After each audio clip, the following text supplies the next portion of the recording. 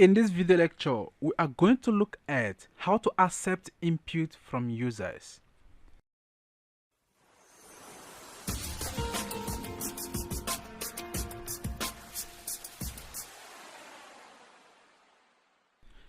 Okay, there will be a time where you will require your users to give you some values or some datas, and you need to take this from them and display it for them afterwards. How can you be able to do that? In a case where you can say, what is your name? My name is Ejike, and welcome Ejike. So let's go ahead and print this out, and I'm going to say print, or before that, you go ahead and say name is equal to input. Name is equal to input, and I'm going to say what is your name. All right, so what is your name? And whatever the user gives you, you go ahead and say print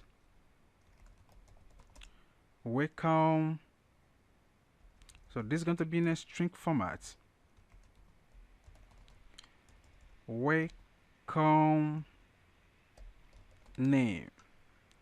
So let's go ahead and run this code and let's check it out. So down here you can see what is your name, and this is waiting for you to write, and I'm going to say Ejike and hit enter, and welcome Ejike. Now you want this to be in the next line. What you will do is you go ahead and put an escape character right here and put n. Run this code again. So what is your name? You see that? This goes down here, and I'm going to say my name is Joseph and hit enter. Welcome Joseph. I think there should be a comma here. Welcome Joseph. Run again. And what is your name?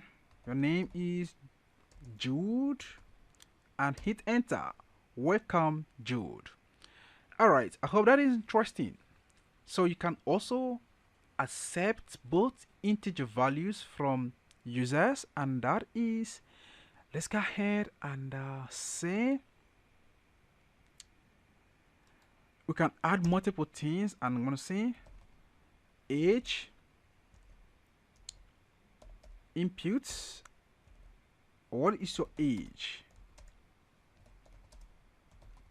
What is your age? So escape character, move to the next line. So welcome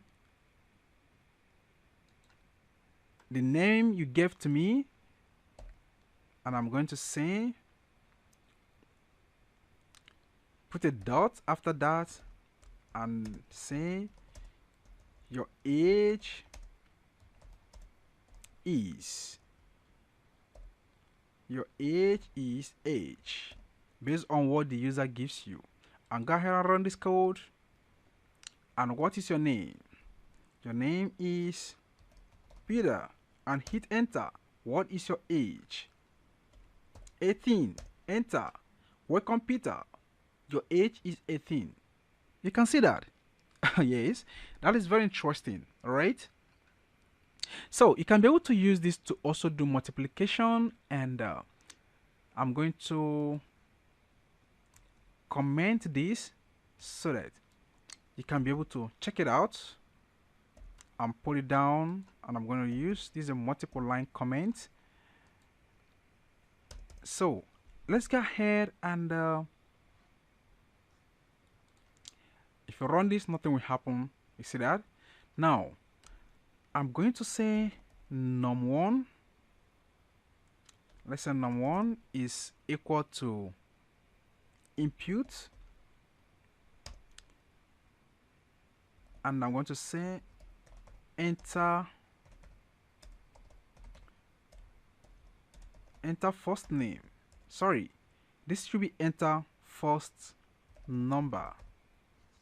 Enter first number, and let this be an escape character, or if not, you can do that to be in after a space by putting escape character /T, and once the user gives you that, you go ahead and request for num2, and that is input enter second number, and once you get that from the user, you go ahead and print that out. So print let's say print num1 multiply num2. So let's go ahead and check this out. Run this code, enter first number 5, enter second number 10, enter. Wow, something really went wrong here. What could that be? It says multiple sequence by non-integer of type string. Okay, so this is a string, and you really need to convert this to integer. And remember what that could be? Go ahead and put this to be int num1, because when the user gives you that, it gives you that as an integer, as a string. So you have to convert that. And let's go ahead and run this code again, and run this code 6 and 7, and you see that 42. And let's go ahead and say your result is, so the result is going to be in a string format. Okay, so you always remember this. The result is, put a comma, and let's run this again. First, enter first number 10, enter second number 2. The result is 20. And the same thing is for addition, multiplication, and so on. I hope that is really very interesting, and I believe you are very happy now, because we are doing something very amazing. Alright, so the only way to print this out without, if you don't want to do multiplication or anything, if you just want to print out the way the user gives it to you, you can go ahead and put in num1 and num2. And once the user gives you that, it's going to return the string value for you, 5, 6, and you can see that 5 and 6 are returned. You see that? So that is very interesting. Go ahead and check that out, and I'm going to remove these multiple line comments here, so you can be able to put this down in your own system and check it out. And remember to put integer if you really want to do some mathematical operations here.